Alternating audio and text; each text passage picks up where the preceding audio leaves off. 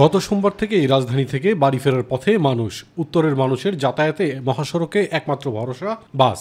এবারের ঈদ যাত্রায় ঢাকা রংপুর মহাসড়কে ভোগান্তির সংখ্যা নেই বললেই চলে। তবে কিছু জায়গায় এখনও 4 লেনের কাজ অসম্পূর্ণ থাকায় রয়েছে যানজটের সংখ্যা।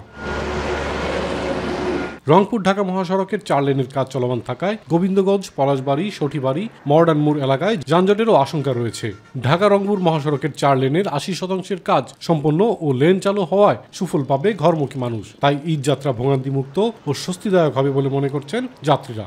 আগের চেয়ে এবারকার একটু ভোগান্তিটা কম হচ্ছে, জ্যামজট তেমন নাই, কোনো অসুবিধা আমার মনে হয়নি। জ্যাম ছিল আপনার, এখন তো অতটা জ্যাম পাচ্ছি না, এখন তাড়াতাড়ি বাসায় যেতে পারতেছি। এখন আচ্ছা, যানজট নাই রাস্তায়, বর্তমান কোনো সমস্যা নেই।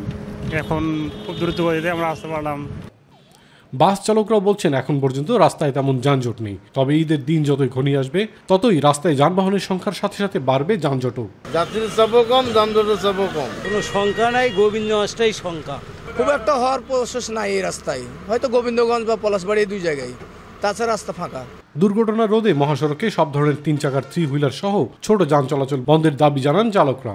খুবই ভালো, কিন্তু অটোমোটো রাস্তা তো সরান লাগবো, তাইলে রাস্তার পরিস্থিতি ঠিক থাকবো। আপাতত এবার মনে হয় যানজট একটু কম হবে, যেভাবে রাস্তাঘাট ক্লিয়ার আছে। তো যানবাহন এই মেইন হাইওয়ে রোড থেকে সারার জন্য খুব অনুরোধ জানাচ্ছি আমরা। ঈদ যাত্রায় মহাসড়কে নিরাপত্তা জোরদার সহ চাঁদাবাজি ঠেকাতে ব্যবস্থা নিয়েছে হাইওয়ে পুলিশ।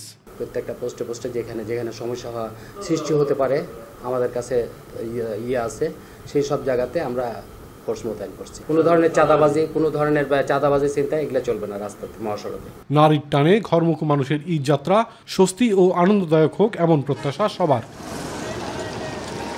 ইলিয়াস কমল, মাই টিভি।